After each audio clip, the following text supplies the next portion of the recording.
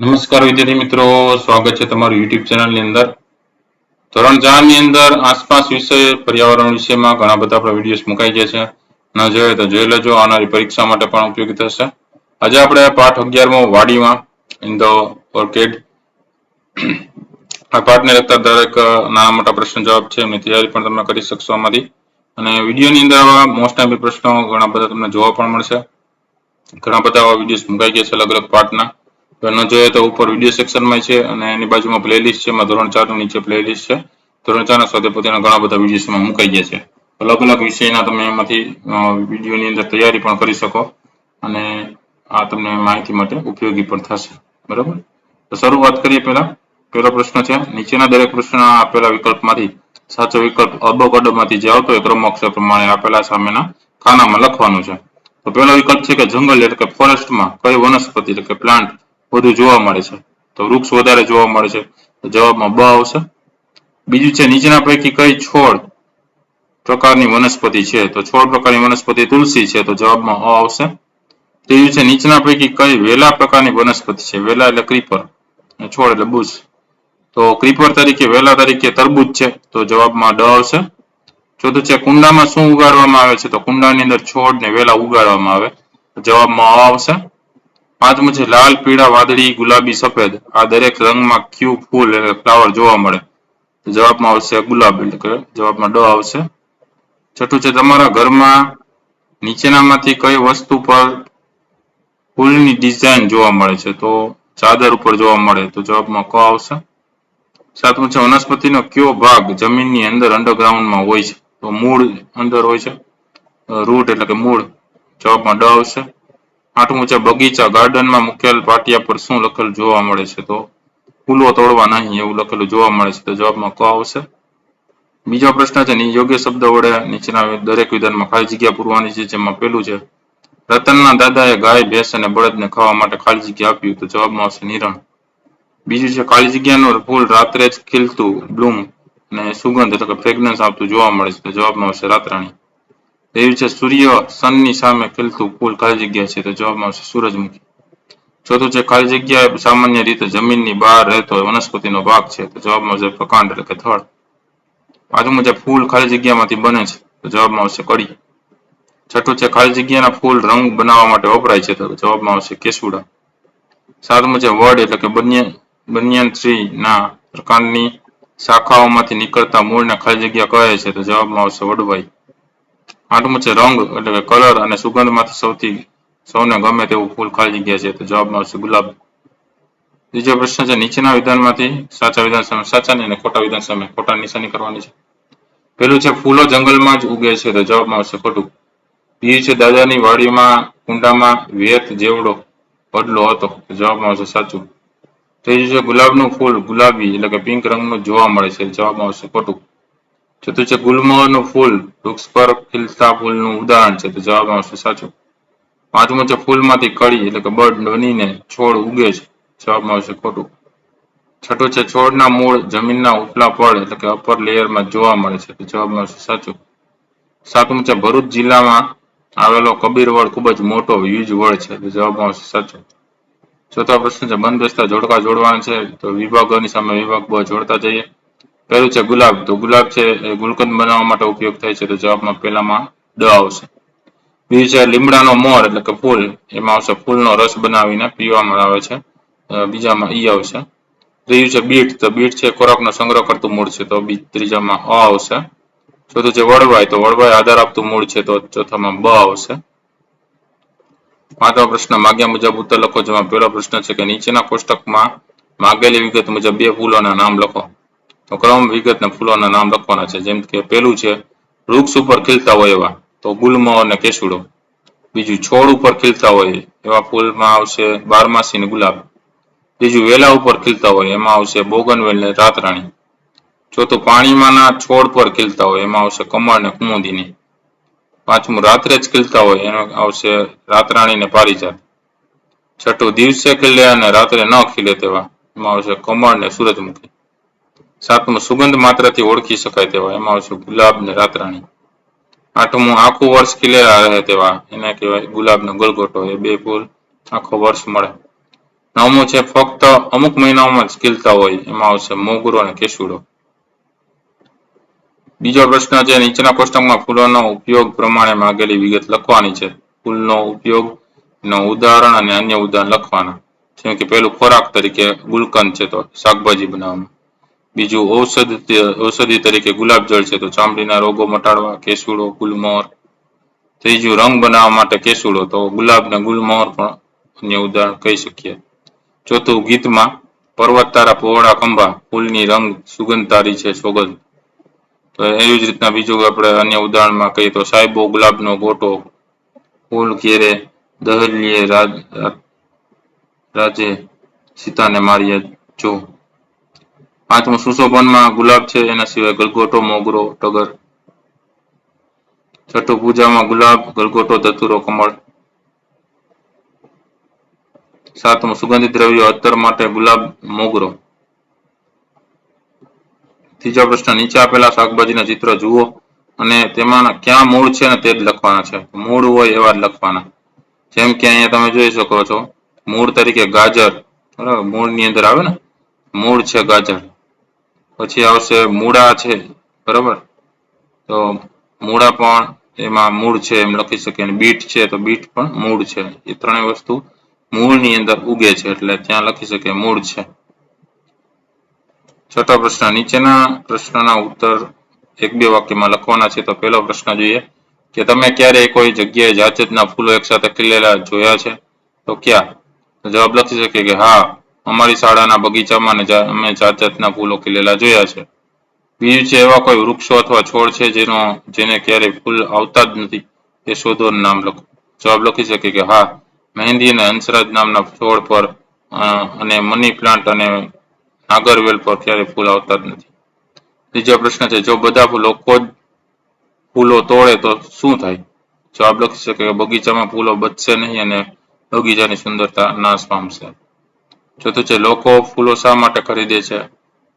જવાબ આવશે લોકો પૂજા, ધાર્મિક વિધિ માટે, સજાવટ માટે, શણગાર માટે અને ભેટ આપવા માટે ફૂલો ખરીદે છે. પાંચમું છે શું તમે કહી શકો છો કે બધા જ ફૂલ છોડને મૂળ હોય છે? જવાબ લખી શકીએ હા, બધા જ છોડને મૂળ હોય છે. છઠ્ઠો પ્રશ્ન દિવાલ પર ઉગેલા છોડના મૂળને પાણી કેવી રીતે મળતું હશે? જવાબ લખી શકીએ કે ચોમાસામાં વરસાદ પડવાથી દિવાલ પાણીથી પલળે છે અને દિવાલની ઈંટોમાં ભેજ રહે છે. આ ભેજમાંથી મૂળને પાણી મળી રહે છે. સાતમો પ્રશ્ન વડની લટકેલી એટલે કે હેંગિંગ ડાળીઓ કોના જેવી દેખાય છે? જવાબ લખી શકીએ કે વડને લટકતી ડાળીઓ ઝાડ ઉપર દોરીઓ બાંધીને લટકાવી હોય તેવી દેખાય છે. આઠમો પ્રશ્ન છે તમે તમારા ઘરે ક્યાં ક્યાં શાકભાજી વેજીટેબલ ખાઓ છો? જવાબ લખી શકીએ હું મારા ઘરે બટાટા, રીંગણ, ફ્લાવર, કોબીજ, વટાણા, મૂળા, દૂધી, ગાજર, ટમેટા, બીટ વગેરે શાકભાજી ખાઉં છું. નવમો પ્રશ્ન વૃક્ષો પર રહેતા પ્રાણીઓના નામ લખો.